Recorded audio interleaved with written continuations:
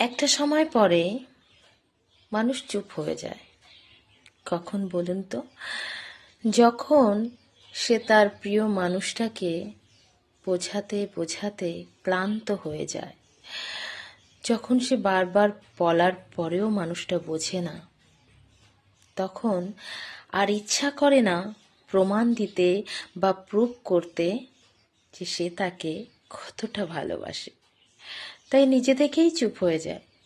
আসলে কি জানেন তো, ভালোবাসায় সবসময় প্রমাণ দেয়া লাগে না, কখনো কখনো বুঝেও নিতে হয়, তাই না?